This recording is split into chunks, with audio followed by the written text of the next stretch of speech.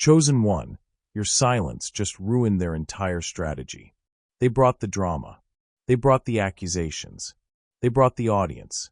And most importantly, they brought expectations. They expected anger. They expected panic. They expected emotional reactions they could point to as proof that everything they were saying about you was true. In their minds, the plan was already complete. All they needed was for you to play your assigned role. They wanted you emotional. They wanted you defensive. They wanted you desperate to explain yourself. But you never gave them what they came for. And that's when everything started falling apart. Listen carefully. Most people don't understand how much power exists inside a reaction. Every attack is built around an expected outcome. Every provocation depends on a predictable response. The aggressor creates pressure, then waits for the target to supply the energy needed to keep the conflict alive. That's why so many toxic people spend more time provoking reactions than seeking truth.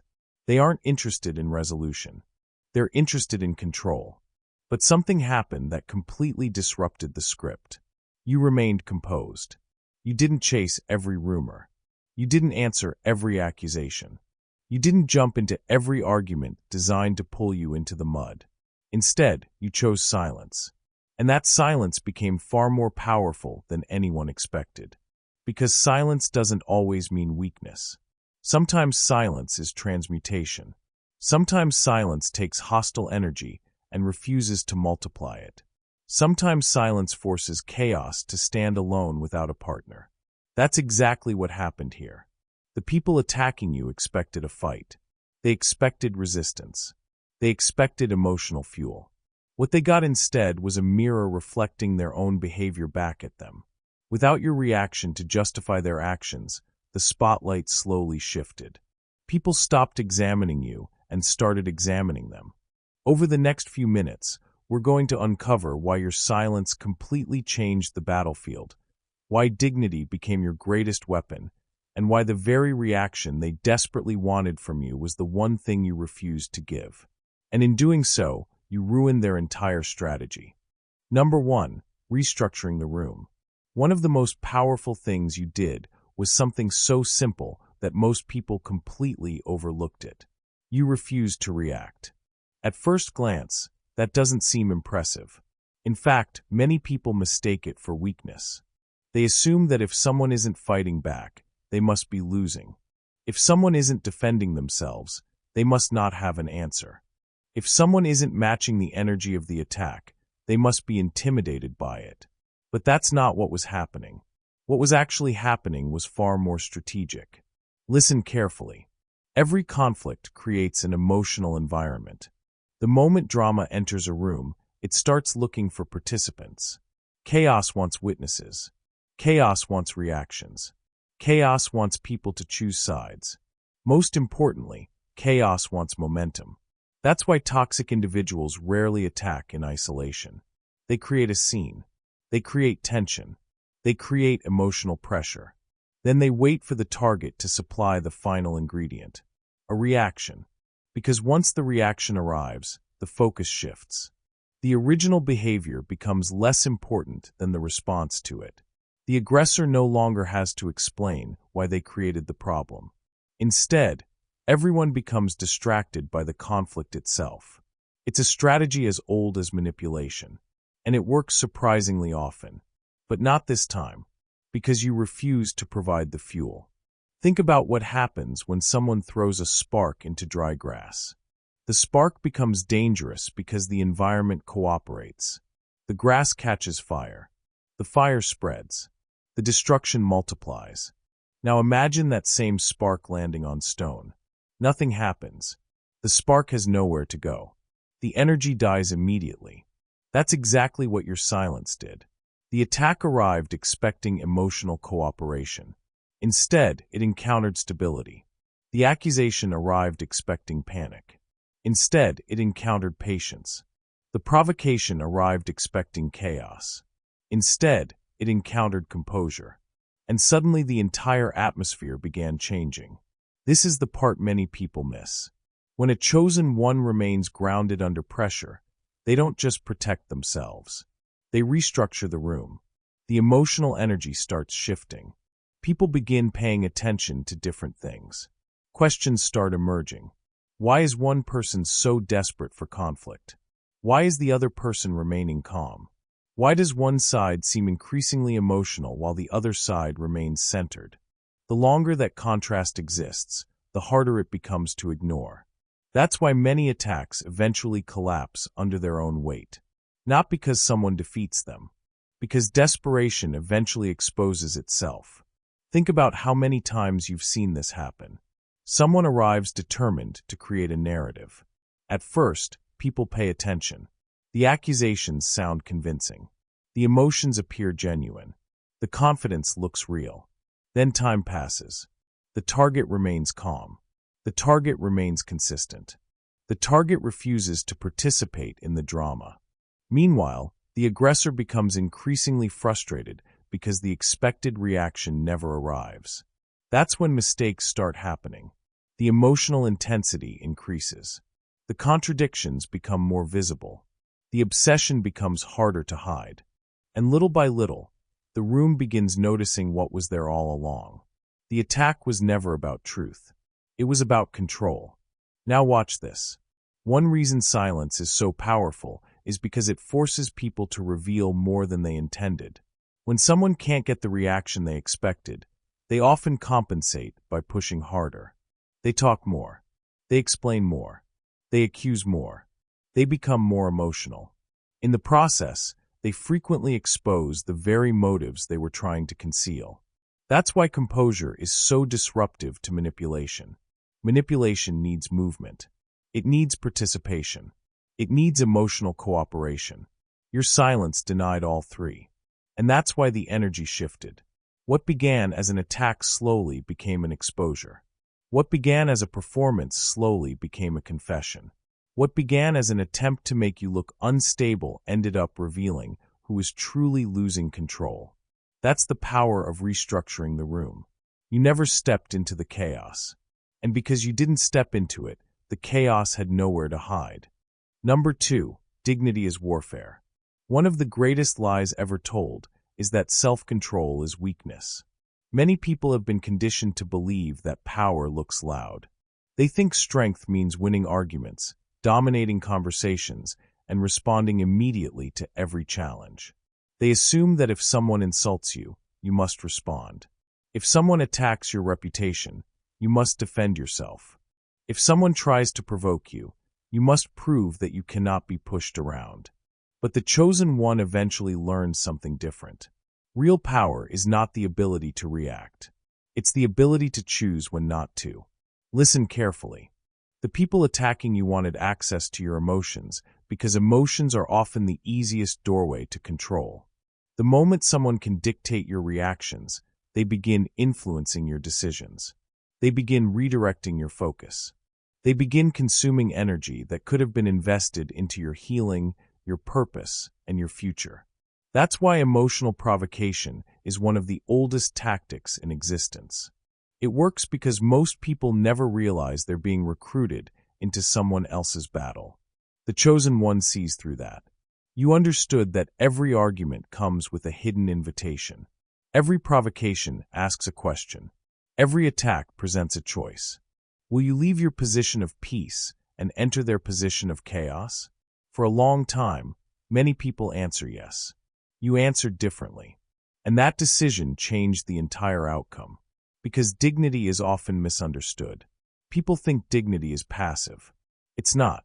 Dignity is disciplined. Dignity is the refusal to sacrifice your character for temporary emotional satisfaction. It's the ability to remain aligned with your values even when someone else abandons theirs. It's understanding that not every victory is worth the cost required to obtain it. Think about how many public conflicts begin with one person behaving poorly and end with two people behaving poorly. The original issue becomes irrelevant because both sides eventually sink into the same emotional state. The audience can no longer distinguish who started the problem because everyone is now participating in it. That's what they wanted from you. They wanted you in the mud. Because once you're in the mud, clarity disappears. But you refused. And that's why dignity became warfare. Not warfare against people. Warfare against the temptation to become what hurt you. That's the real battle most chosen ones face. The challenge was never simply surviving the attack. The challenge was surviving the attack without allowing the attack to rewrite your character.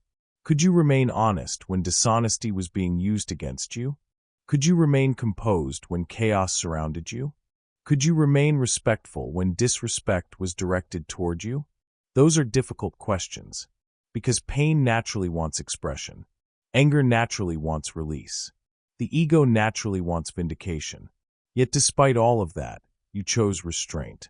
Not because you had nothing to say, because you understood the value of timing. Now watch this. One reason dignity is so powerful is because it creates contrast. The calmer you remain, the more visible emotional instability becomes. The more disciplined you remain, the more obvious recklessness becomes. The more consistent you remain, the harder it becomes for others to justify inconsistent behavior. That's why some people became increasingly frustrated by your silence. They weren't upset because you were losing. They were upset because you weren't playing the role they prepared for you. Every day you remained composed, the narrative weakened. Every day you refused to engage, the performance lost energy. Every day you maintained your dignity, the difference between you and the aggressor became harder to ignore. And eventually, people started seeing what was actually happening. Not because you convinced them, because dignity reveals truth over time.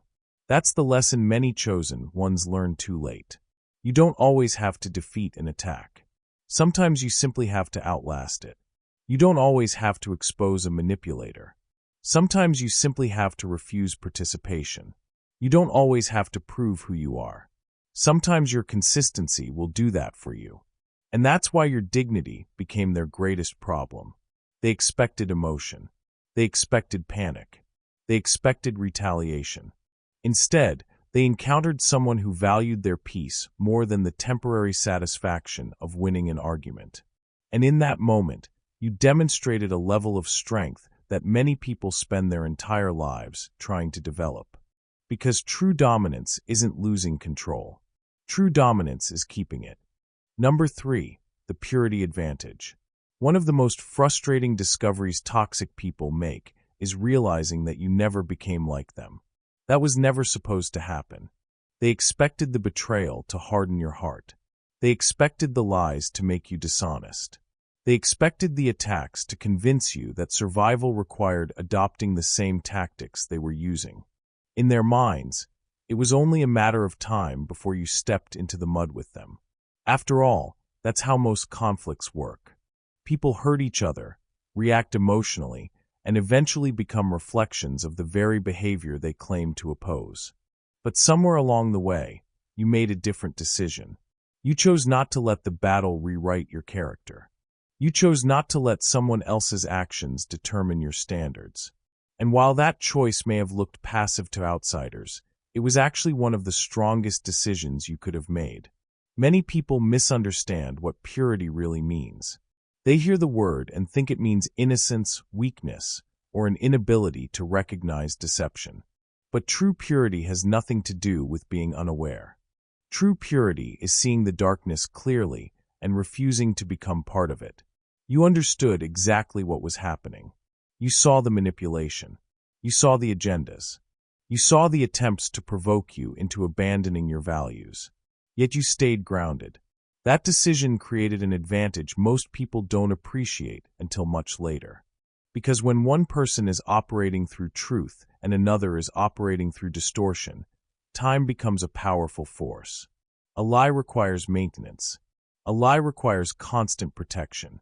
A lie must be repeated, defended, adjusted, and reinforced every time reality begins exposing it.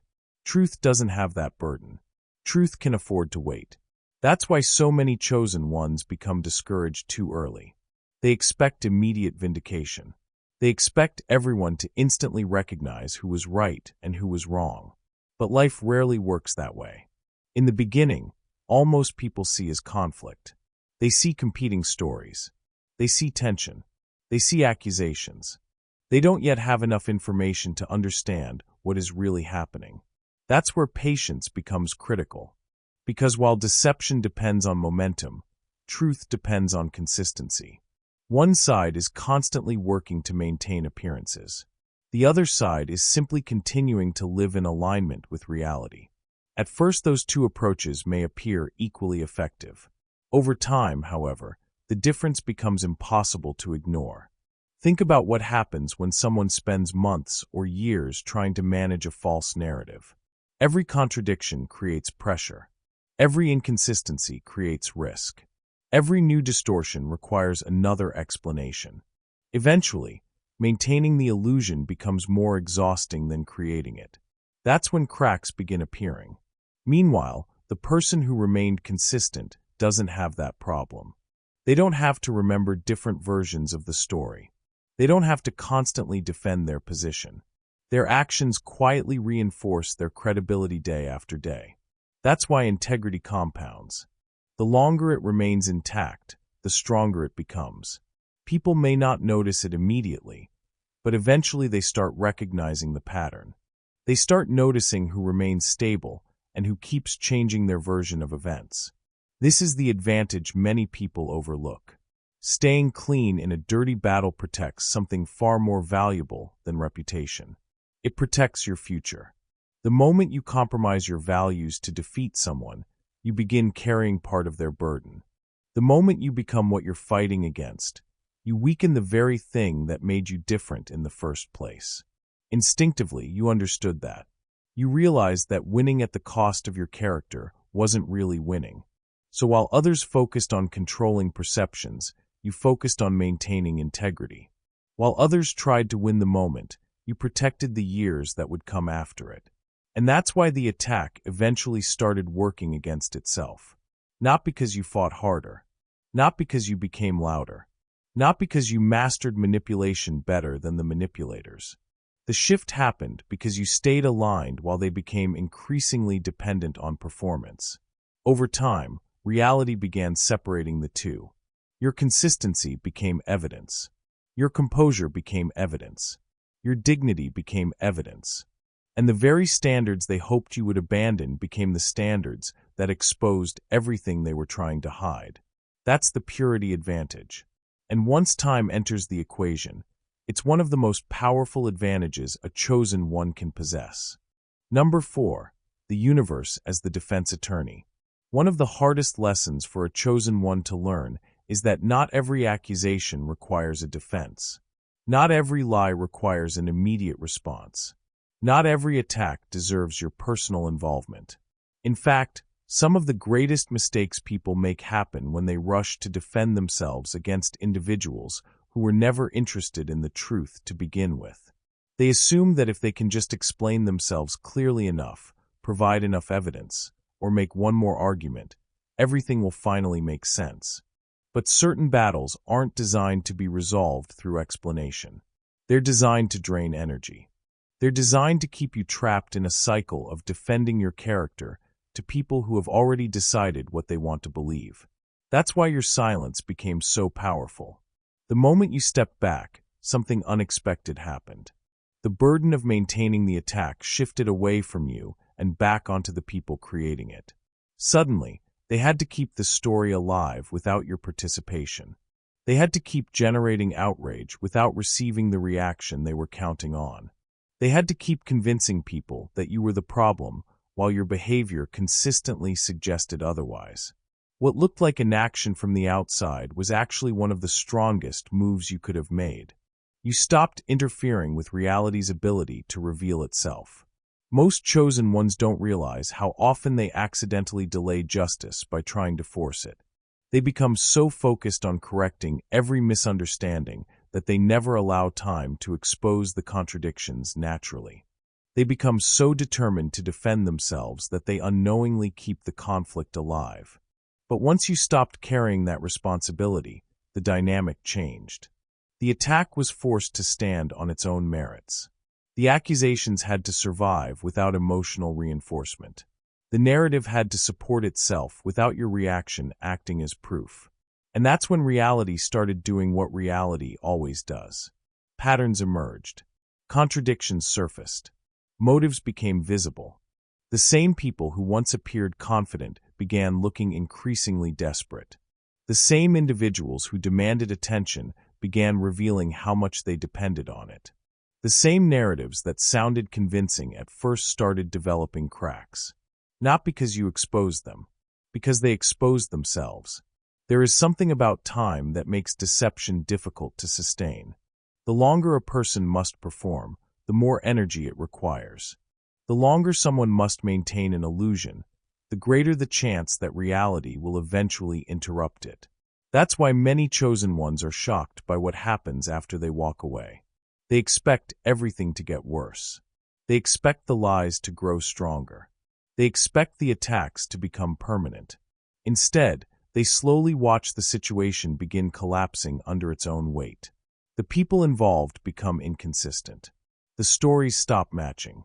The emotional intensity becomes harder to justify. What once looked like confidence begins looking like obsession. This is where many people finally understand a truth they couldn't see before. Your silence was never abandonment. It was trust. Trust that truth didn't need your constant protection. Trust that integrity would eventually speak for itself. Trust that reality is far more powerful than any temporary narrative. Now watch this. The reason this feels so uncomfortable at first is because the ego wants immediate vindication. The ego wants the crowd to understand today. The ego wants the apology now. The ego wants justice delivered on a schedule. But life rarely operates that way. Real vindication is often slower, quieter, and far more complete. It arrives when people start connecting the dots on their own. It arrives when reality teaches lessons that no argument ever could. It arrives when those who created the conflict can no longer hide behind confusion because their own actions have become the evidence. That's when the chosen one realizes something profound. You were never responsible for carrying the entire case. You were only responsible for maintaining your integrity. Everything else was handled by time, consistency, truth, and the natural consequences of people's choices. And that's why stepping back became one of the strongest decisions you ever made. The moment you stopped acting as your own defense attorney, reality quietly took over the job. Number 5. The masterclass in grace. When people look back at this chapter of your life years from now, they probably won't remember every accusation. They won't remember every rumor. They won't remember every attempt to provoke you into abandoning your peace. Most of those details will disappear with time, just as countless other conflicts have disappeared before them. What they will remember is how you carried yourself. That's the part that lasts. Listen carefully. Anyone can remain calm when life is easy. Anyone can be gracious when they're being praised. Anyone can speak about integrity when integrity costs them nothing. The true test comes when you're misunderstood. The true test comes when your character is questioned. The true test comes when you have every reason to retaliate and still choose restraint. That's where grace reveals itself. And whether you realized it or not, that's exactly what you demonstrated.